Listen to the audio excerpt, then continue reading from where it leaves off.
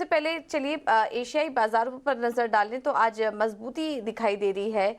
एक्सजीएक्स Nifty है करीब 40 अंक ऊपर 18,760 के पास कारोबार कर रहा है एक्सजीएक्स निफ्टी, और बाकी सभी इंडाइसेस भी देखेंगे तो वो भी हरे निशान में ही कारोबार कर रहे हैं। हांगकांग के बाजार है करीब 17 अंक ऊपर, कोरिया के बाजारों में 21 अंकों की तेजी है।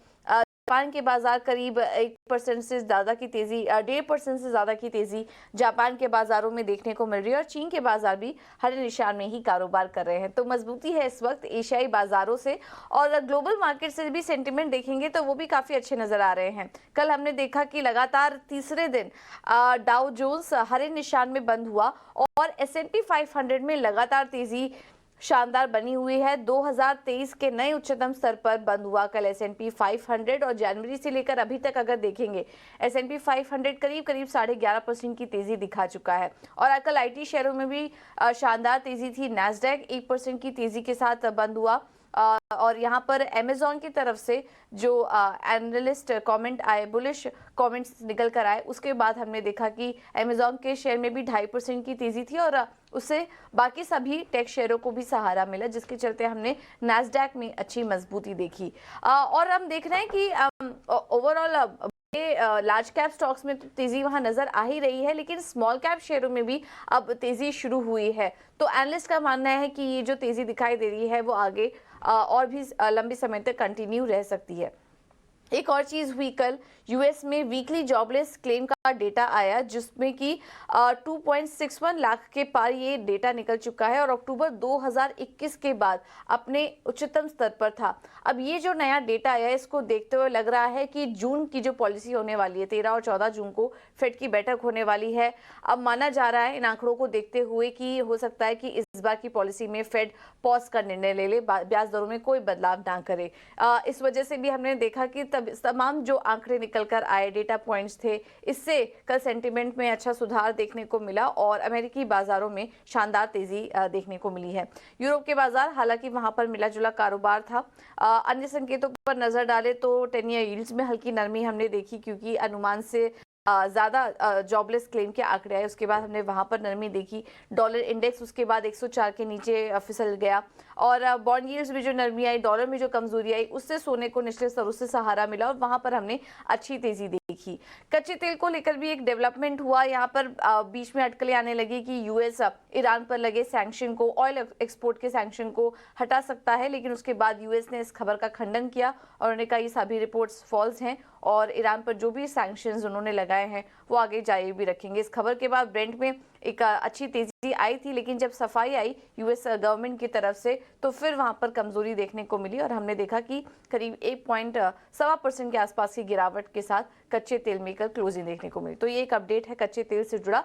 ओवरऑल बात करेंगे तो ग्लोबल मार्केट से इस वक्त अच्छे क्यूज ही देखने को मिल रहे हैं, और एक बार आपको एफआईज और डीआईएस का अपडेट भी दे देते हैं, उसके बाद हम समझेंगे कि भारतीय बाजारों के लिए आज कैसा सेटअप दिखाई दे रहा है। एफआईज और डीआईएस के आंकड़ों पर नजर डालें तो कैश मार्केट में एफआईज ने तो खरीदारी की है 212 करोड़ की, लेकिन 405 करोड़ की यहाँ पर बिकवाली का आंकड़ा है डीआईएस की तरफ से। वहीं इंडेक्स फ्यूचर की बात करें तो यहाँ पर 442 करोड़ की खरीदारी का बिकवाली का आंकड़ा है, और इंडेक्स ऑप्शन में भी बिकवाली का ही आंकड़ा नजर आ रहा है। हालांकि ये जो आंकड़े निकल कर आ रहे हैं ये काफी छोटे हैं, लेकिन ओवरऑल एक कैश मार्केट में देखेंगे तो हम देख रहे हैं कि एफआईएस की तरफ से लगातार एक खरीदारी देखने को मिल रही है। हम सेटअप को क्यूज को देखते हुए आज फिर ट्रेड कैसे लें निफ्टी और बैंक निफ्टी में, और साथ ही स्टॉक स्पेसिफिक आइडियाज क्या होंगे ये भी एक बार समझ लेते हैं। और एचडीएफसी सिक्योरिटी से विनय रजानी हमारे साथ जुड़ चुके हैं। विनय, थैंक यू सो मच अपना समय देने के लिए। क्या करें आज निफ्टी और बैंक निफ्टी में? जी, गुड मॉर्निंग। तो जैसे डिम्पी ने बताया कि ओवरऑल सेटअप थोड़ा डगमगा सा गया है, और जिस तरह का मोमेंटम था वो निफ्टी में और बैंक निफ्टी में लूज होता हुआ दिख रहा है। तो निफ्टी के लिए 18,700 का लेवल काफी इंपॉर्टेंट है, और जब तक ये लेवल क्रॉस नहीं होता, हालांकि हमने देखा है कि 18,700 पे हाईएस्ट ओपन इंटरेस्ट है और अच्छी खासी कॉल राइटिंग हो रही है, तो जब तक निफ्टी 18,700 का लेवल डिसाइसिवली पार कर नहीं लेता तब तक ये मोमेंटम बुलिश साइड पे वापस नहीं आएगा। जहाँ तक डाउनसाइड की बात करें तो ऐसे कोई सपोर्ट भी टूटते हुए हमने नहीं देखे हैं। निफ्टी अपने 20 डेज एक्सपोनेंशियल मूविंग एवरेज से काफी दूर है, करीबन 18,440 के करीबन 20 डेज ईए में है निफ्टी की। तो वहां पे एक सपोर्ट भी दिख रहा है। तो अभी बाजार दायरे में रह सकता है आज के सेशन में। तो 18,440 से 18,700 ये रेंज हमको देखनी है कि आगे के दिनों में ये रेंज किस तरफ टूटती है। तो 18,440 के नीचे अगर जाता है तो थोड़ा शॉर्ट टर्म ब्रेकडाउन कहलाया जा सकता है और उसके नीचे हम मोमेंटम सेलिंग देख सकते हैं। पर जब तक ये रेंज इंटैक्ट है तब तक हम कंसोलिडेशन और सेक्टर स्पेसिफिक और स्टॉक स्पेसिफिक मूवमेंट एक्सपेक्ट कर सकते हैं। जहां तक बैंक निफ्टी की बात है, as compare to Nifty, bank Nifty का सेटअप थोड़ा वीक है। बैंक निफ्टी अपनी 20 डेज एक्सपोनेंशियल मूविंग एवरेज के सपोर्ट से बहुत नजदीक है और जैसे ही 43,800 के आसपास जो लेवल है, जो 20 डेज ईएमए है, वो टूटता है तो बैंक निफ्टी और वीक हो सकता है। तो अगर आप निफ्टी बैंक निफ्टी की कंपैरिजन में देखें तो बैंक निफ्टी का टेक्निकल सेटअप ज्यादा वीक लग रहा है और जैसे ही 43,800 का लेवल टूटता है तो वीक और गहरा सकती है। तो बैंक निफ्टी में ज्यादा कॉशियस रहने की सलाह है और बैंक निफ्टी का रेजिस्टेंस की बात करें तो 44,500 पे स्ट्रॉन्ग रेजिस्टेंस है। तो ये अभी फिलहाल टेक्निकल सेटअप है। आगे किस तरह से मार्केट रिएक्ट करता है और किस तरह से पैन आउट होता है वो हम देखेंगे और बाद में रिव्यू करेंगे।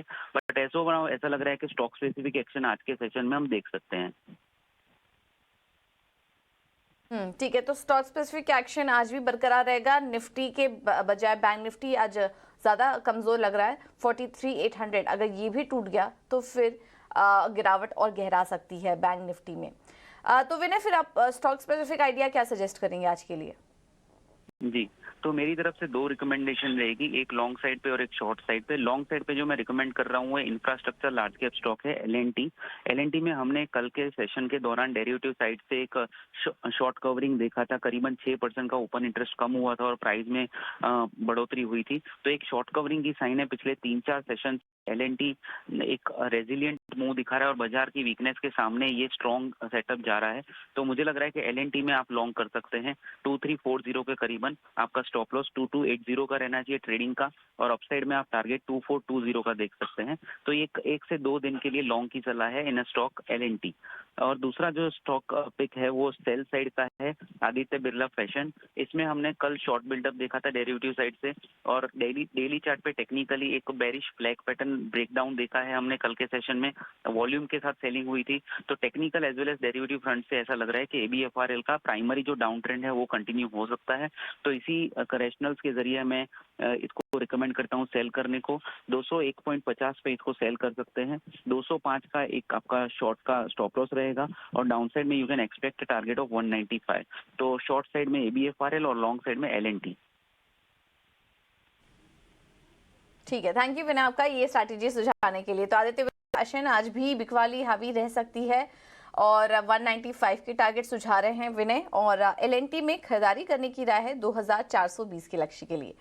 तो ये हैं कुछ ट्रेडिंग आइडियाज। आगे आपके सामने